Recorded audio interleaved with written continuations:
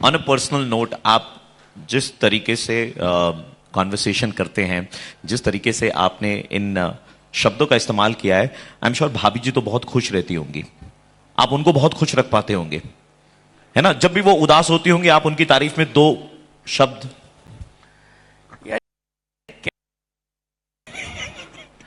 कौन से पति के लिए आसान काम है बीवी को खुश करना यार। मतलब ये ऐसा कुआं है कि जिसमें जितना मर्जी डालते रहो कभी नहीं भरता। आपको लगता है कि आज मैंने एक बड़ी महंगी साड़ी लाके दी जिसका मूड ठीक हो जाएगा, लेकिन वो 4 घंटे तक, कल फिर नहीं।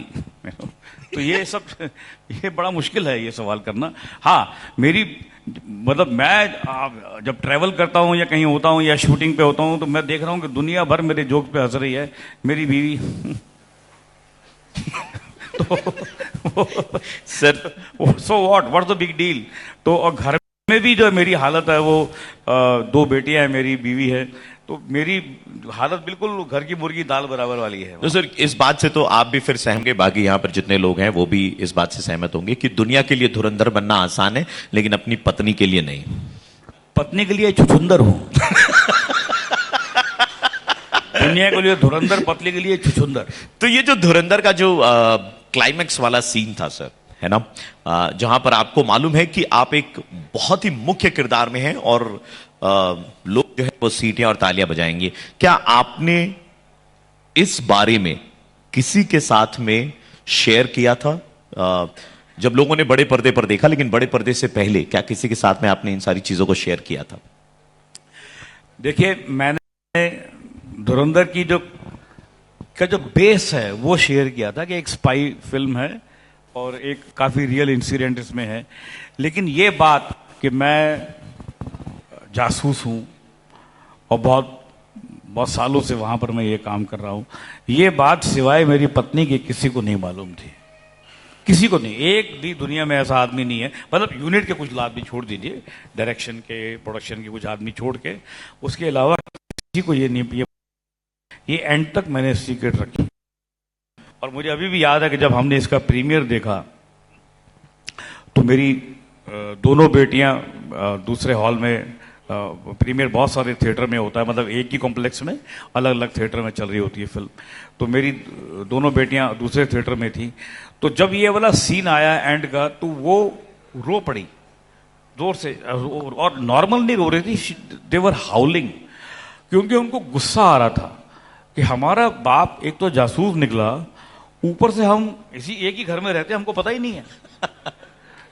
हमारे बाप ने हमको बताया ही नहीं कि ये इतना बड़ा ये क्लाइमैक्स ये हमारे इसके कैरेक्टर के हाथ में है, हमारे फादर के, पता ही नहीं। तो उनको गुस्सा था, उनको प्यार था, उनको एक एंगर था, एडमिरेशन थी, एक मिला जुला एक रिएक्शन था उनका कि, और गुस्सा इस बात पे था कि क्यों नहीं बताया हमको, क्यों नहीं पता ये बात। फिर मम्मी को पूछा, आपको पता था? बोला हाँ मुझे तो पता था। सर कितना मुश्किल होता है एक इन सारी चीजों को छिपा करके रखना, लोगों को नहीं बताना, कितना मुश्किल होता है। ऐसे कभी और लगता है ना कि अरे शेयर कर दूं, मैं थोड़ा सा फ्लॉन्ट कर दूं कि तुमको मालूम है कि इसमें ऐसा होने वाला है? नहीं, देखिए शुरू में बहुत तकलीफ हुई मुझे। आदित्य धर ने कहा था कि राकेश जी प्लीज मैं रिक्वेस्ट करता हूं ये बात, क्योंकि ये क्या है कि बात निकलती है तो फिर एक से निकलती है, फिर दूसरी, फिर तीसरी, फिर रोकना मुश्किल हो जाता है। वो बात निकलेगी तो बहुत दूर तक जाएगी वाली कहानी है। लेकिन मैंने बिल्कुल इसको रोक के रखा है, सिवाय मेरी पत्नी के किसी को नहीं बताया।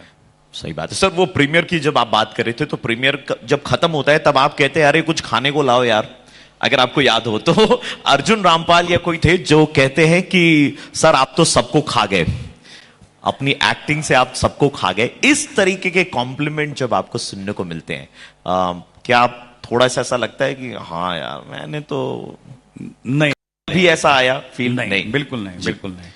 मुझे लगता है कि अगर ऐसा कॉम्प्लीमेंट में ऐसा फीलिंग आ जाएगी तो वो एक